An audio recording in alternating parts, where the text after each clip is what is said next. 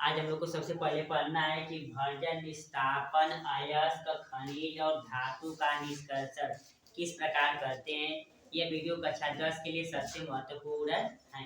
तो सबसे पहले देखते हैं कि भर्जन किसे कहते हैं।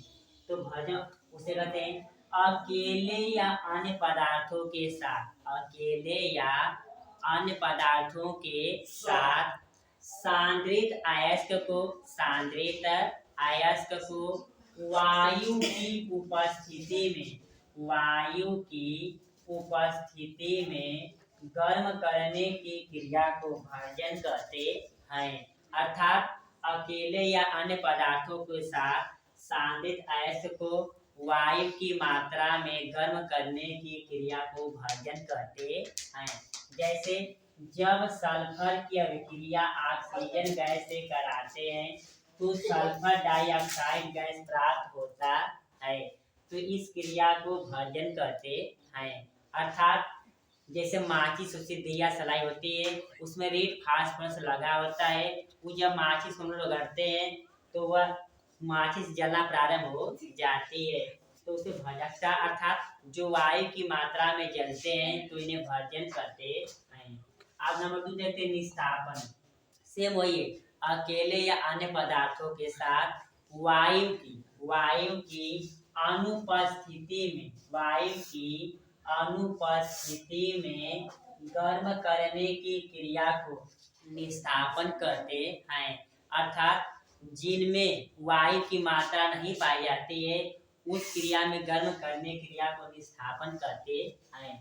जैसे जिंक कार्बोनेट JDnCO3 जैसे गर्म करते हैं तो JDnO प्लस CO2 प्राप्त होता है, कार्बन डाइऑक्साइड।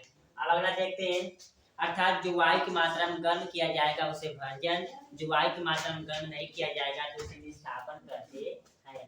अब अगला देखते हैं कि अयस्क किसे कहते हैं।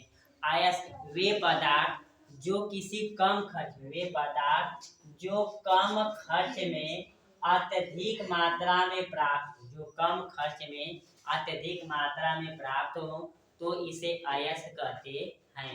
जैसे हार्न सिल्वर या AgCl जो होता है इसकी मात्रा कम होती है परंतु इसका उपयोग अत्यधिक मात्रा में किया जाता है। अर्थात कम खर्च में अत्यधिक मात्रा में प्राप्त हो तो इसे अयस्क कहते हैं। अगला देखते हैं खनिज। खनिज का अर्थ होता है खनन द्वारा प्राप्त करना।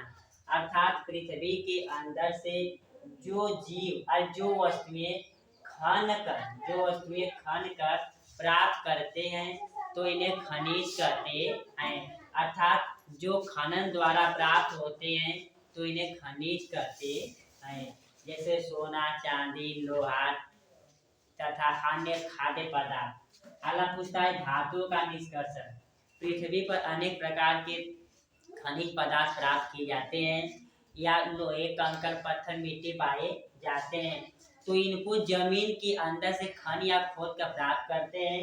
तो धातुओं को अशुद्धियों से दूर करने की क्रिया को धातु का निष्कर्षण कहते हैं। अर्थात धातुओं को साफ करने की क्रिया को धातुओं का निष्कर्षण कहते हैं। वीडियो को लाइक, सब्सक्राइब और शेयर जरूर करें। धन्यवाद।